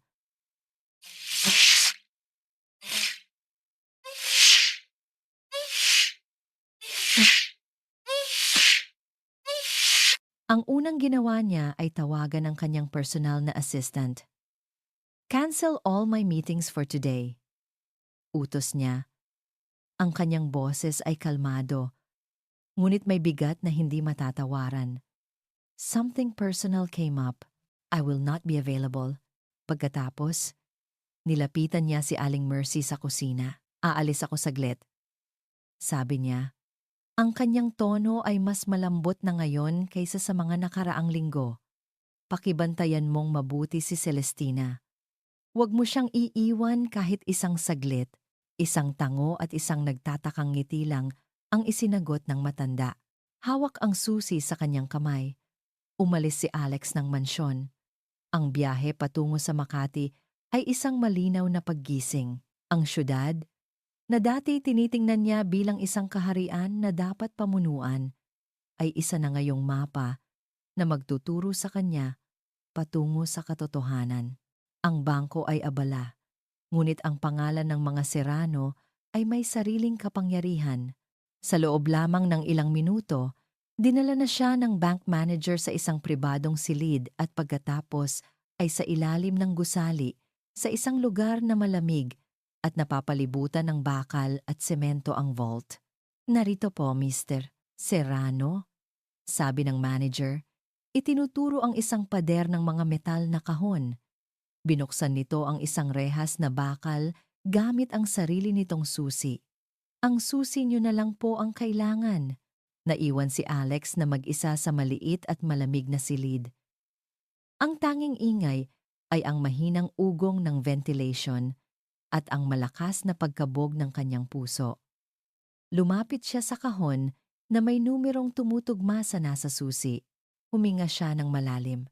Ipinasok niya ang susi. Ang pagpihit nito ay gumawa ng isang maliit, ngunit matunog na click. Hinila niya ang kahon. Magaan ito. Dinala niya ito sa mesang nasa gitna ng silid at maingat na inilapag. Tinitigan niya ito ng ilang segundo. Ang kahon na ito, na itinago ni Isabela maraming taon na ang nakalipas, ang magdidikta ng kanyang hinaharap. Dahan-dahan, itinaas niya ang takip. Sa loob, walang mga alahas, walang pera, walang anumang material na bagay na may halaga sa mundo. Ang unang nakita niya ay isang puting envelope. Sa ibabaw nito, nakasulat sa pamilyar na sulat kamay ni Isabela. "Para sa'yo, Alex." Isang kirot ang dumaan sa kanyang puso. Ngunit hindi pa niya ito binuksan. Sa ilalim nito, mayroon pang isang nakatuping papel. Isang opisyal na dokumento. Ito ang una niyang kinuha. Ang kanyang mga daliri ay bahagyang nanginginig habang binubuklat niya ito. Isang letterhead. Mula sa isang kilalang laboratorio ang bumungad sa kanya. Ang mga teknikal na termino ay lumabo sa kanyang paningin. Ang tanging hinahanap ng kanyang mga mata ay ang huling linya, ang konklusyon. At dun, nakita niya ito. Probability of paternity, 99.999%. Isang hininga na hindi niya namalayang pinipigilan ang biglang kumawala mula sa kanyang mga labi. Ang tensyon sa kanyang mga balikat, na halos isang buwan na niyang pasan-pasan, ay biglang naglaho. Isinandal niya ang kanyang noo sa malamig na metal ng mesa. Hawak pa rin ang papel. Isang butil ng luha ang pumatak mula sa kanyang mata. Tumama sa numerong 99.999%. Bahagyang pinapalabo ang tinta. Ngunit hindi ito luha ng kalungkutan. Ito ay luha ng katubusan. Tama siya. Ang puso niya ay tama.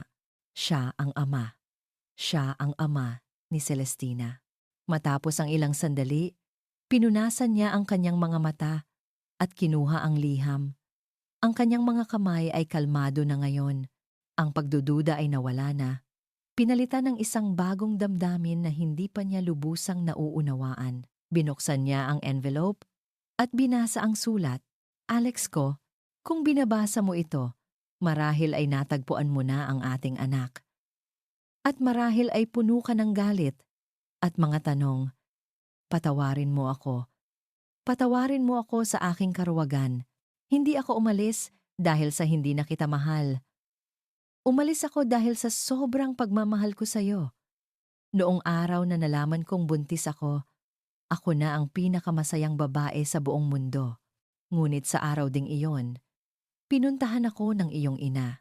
Sinabi niya ang lahat, na isa lang akong hamak na babae na sisira sa pangalan ninyo, na isa akong gold digger. Binalaan niya ako na kung hindi ako lalayo, Sisirain niya hindi lang ang buhay ko, kundi pati na rin ang kinabukasan mo. Gagamitin niya ang eskandalo natin para tanggalin ka sa kumpanya.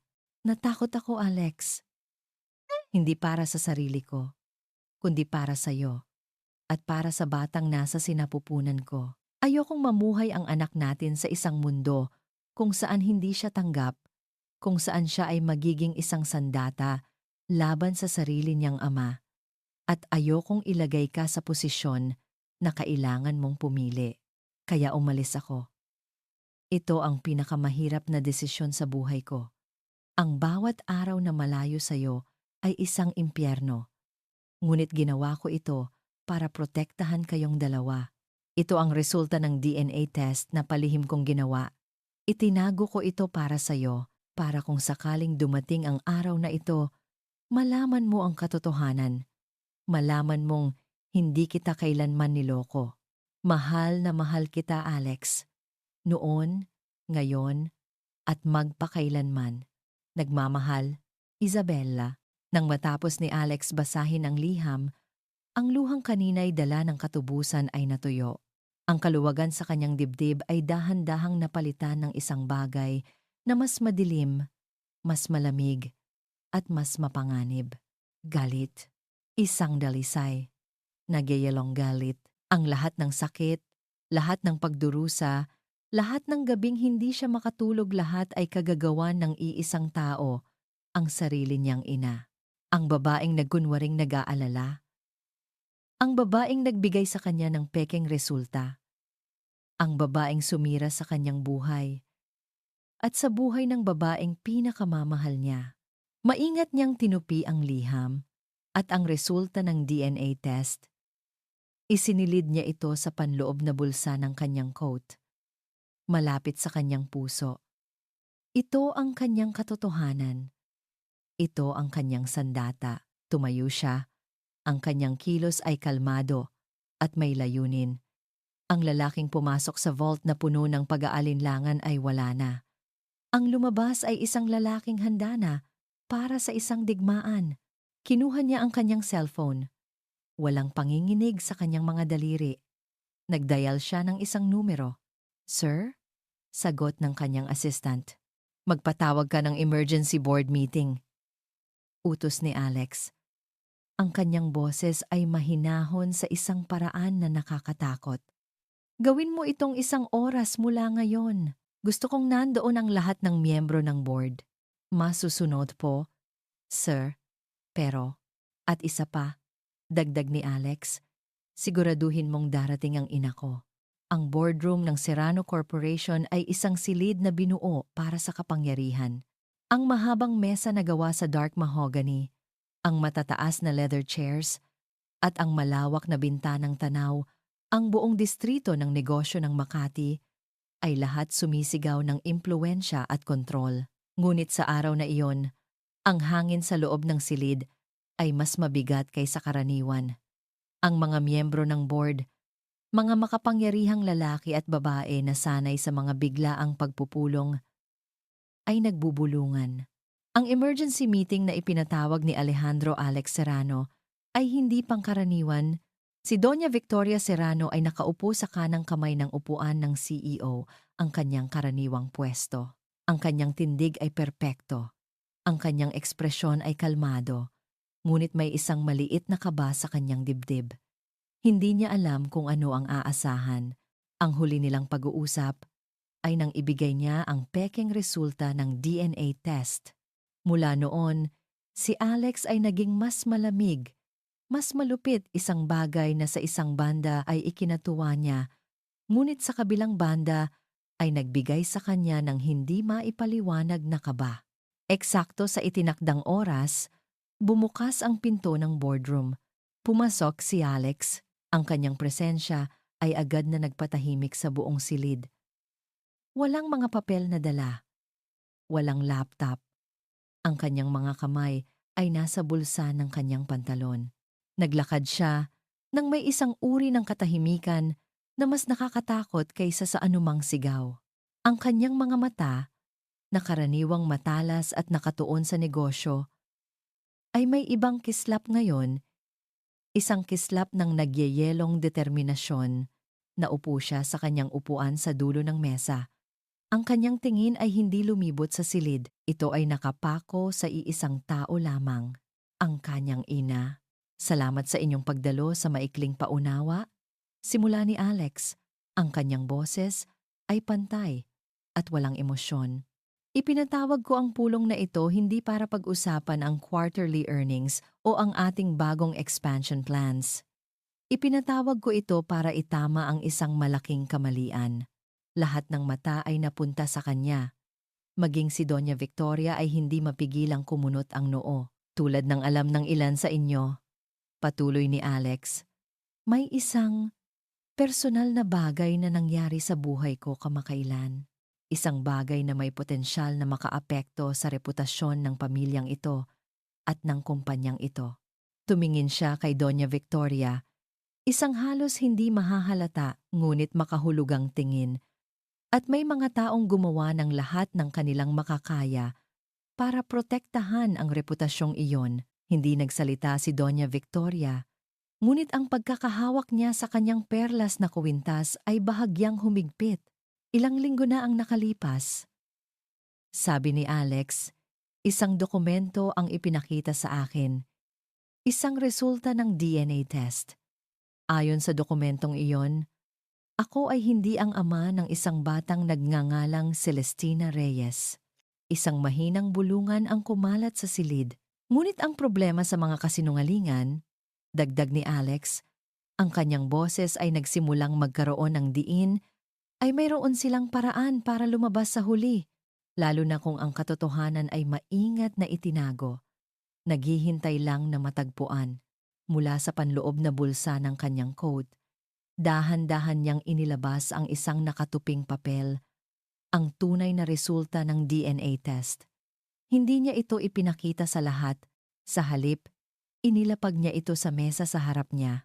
Ngayong umaga lang, nakakuha ako ng isa pang dokumento. Isang dokumentong itinago ng ina ni Celestina, si Isabela Reyes, bago siya pumanaw.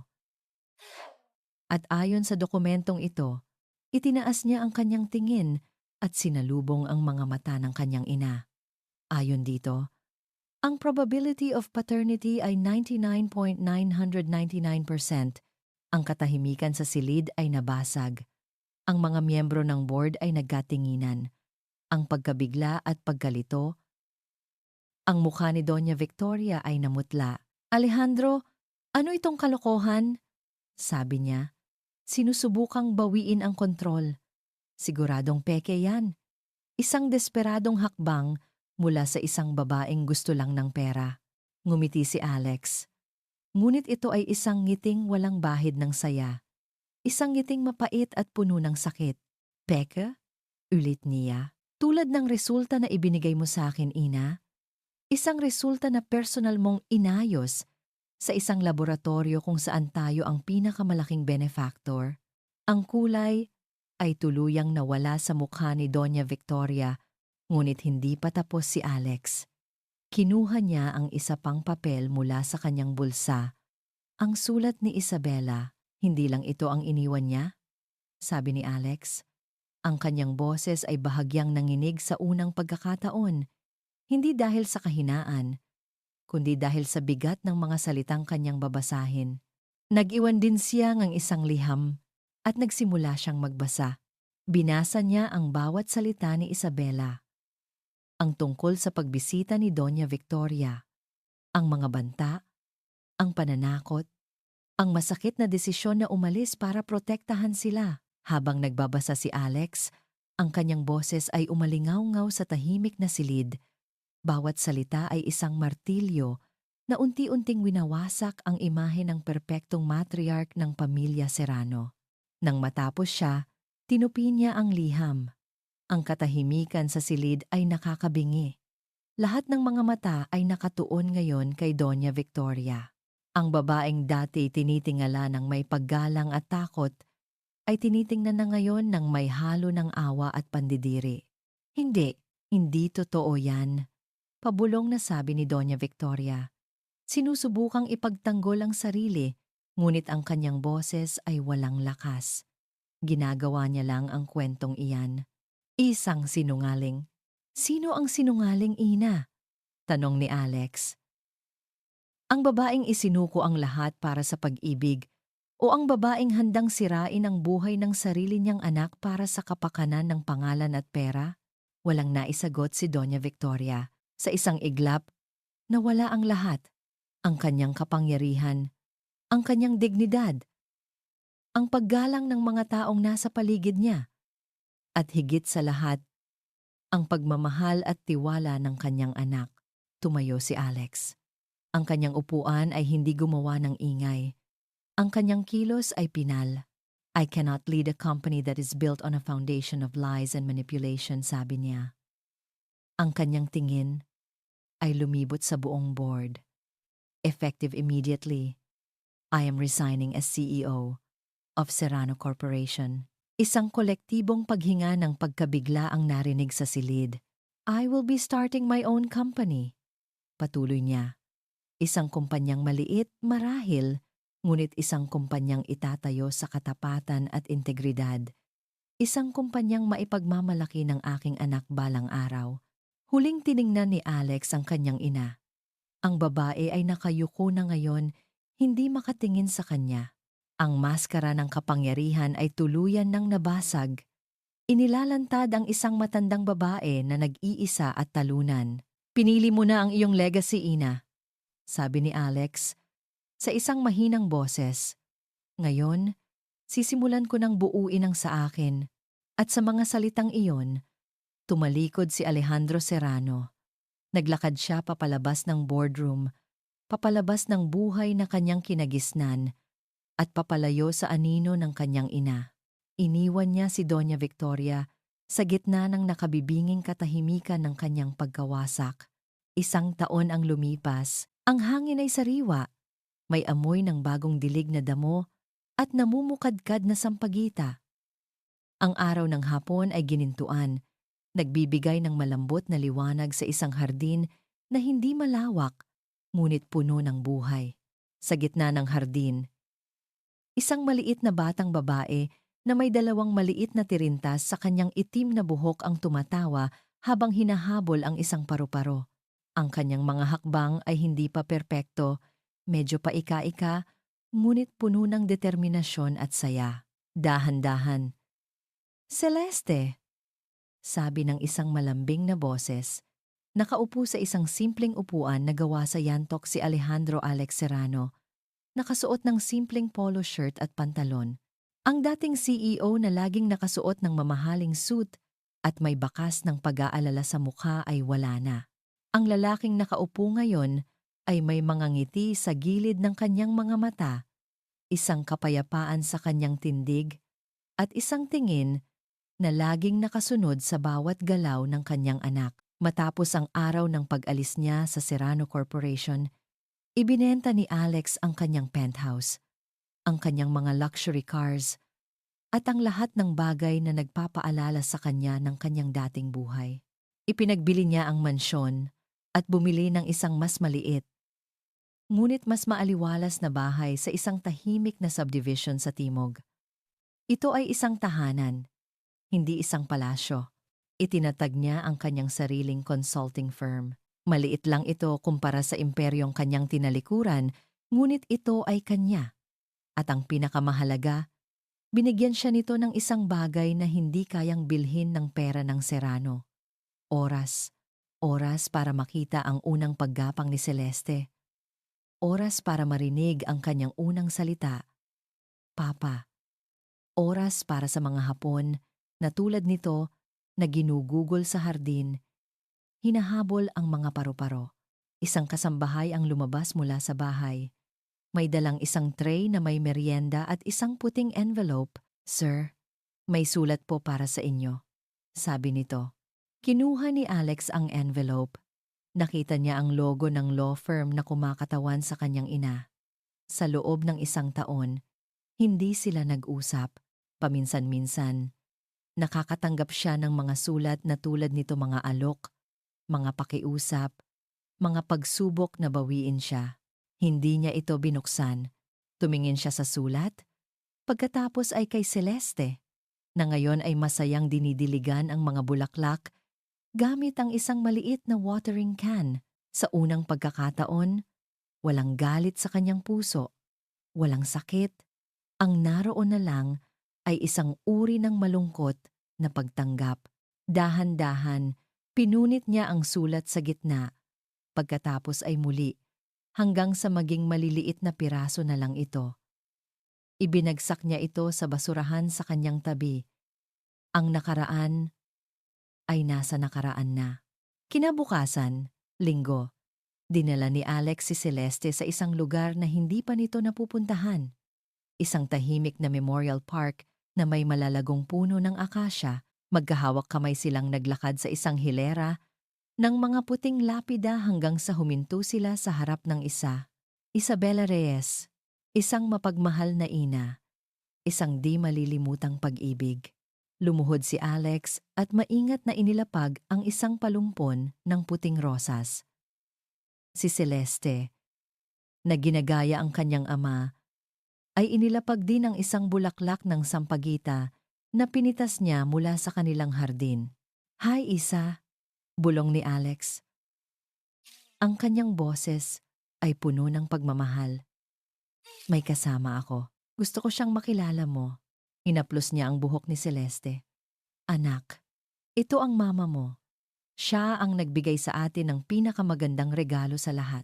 Tumingin si Celeste sa pangalan na nakaukit sa bato, pagkatapos ay sa kanyang ama. Ang kanyang mga mata ay puno ng inosenteng pagtataka. Nakatayo lang sila roon ng ilang sandali. Ang hangin ay marahang yumayakap sa kanila. Ang naroon lang ay isang tahimik na pag-uusap sa pagitan ng tatlong puso, isang nasa langit at dalawang nasa lupa, na natagpuan na ang kanilang daan. "Pangako, Isa," sabi ni Alex bago sila umalis. "Aalagaan ko siya. Gagawin ko ang lahat para maging pinakamabuting ama para sa ating anak." Nang gabing iyon, sa maliit na silid ni Celeste na napapalibutan ng mga glow-in-the-dark na bituin sa kisame, nakaupo si Alex sa gilid ng kanyang kama. Binabasahan siya ng isang kwento tungkol sa isang prinsipe na natagpuan ang kanyang tunay na kayamanan. Nakatulog si Celeste. Bago pa man matapos ang kwento, ang kanyang ulo ay nakasandal sa dibdib ng kanyang ama. Ang kanyang paghinga ay malalim at payapa. Binuhat siya ni Alex ng maingat at inihiga sa kanyang kama. Kinumutan niya ito at hinalikan sa noo. Nakatayo lang siya roon, pinagmamasdan ang kanyang anak. Sa mahinang ilaw mula sa labas, nakita niya ang kanyang sarili sa hugis ng ilong nito at nakita niya si Isabela sa kurba ng mga labi nito. Isang perpektong pinaghalong pag-ibig at pag-asa. Lumapit siya sa bintana at tumingin sa labas, sa tahimik na kalye. Ang dating CEO na tumatanaw sa isang syudad mula sa kanyang penthouse ay nakaramdam ng kalungkutan. Ngayon, ang lalaking tumatanaw sa isang simpleng hardin mula sa silid ng kanyang anak ay nakakaramdam ng isang bagay na hindi niya kailanman naramdaman noon: pagiging buo. Hinawakan niya ang salamin ng bintana, ang parehong kilos na ginawa niya noong gabing nagsimula ang lahat. Ngunit ngayon, ang refleksyon na nakatingin pabalik sa kanya ay hindi na isang estranghero. Ito ay isang ama, isang lalaking masaya. Lumingon siyang muli kay Celeste na mahimbing na natutulog. Isang ngiti ang gumuhit sa kanyang mga labi. Isang ngiting totoo at nagmumula sa puso. "Salamat, Celeste," bulong niya sa katahimikan ng gabi. "Salamat dahil iniligtas mo ako." At dito nagtatapos ang kwento ng isang ama at ng kanyang anak. Ang kwento nina Alejandro at Celestina. Mga minamahal kong tagapakinig, mula sa kaibuturan ng aking puso, maraming salamat. Salamat sa inyong tapat na pagsama sa amin, sa bawat kabanata, sa bawat pagtawa, at sa bawat pagluha. Ang inyong pakikinig ang nagbibigay buhay. Sa bawat salitang aking isinusulat, ang pagsulat sa kwento nina Alex at Celestina ay isang paglalakbay din para sa akin.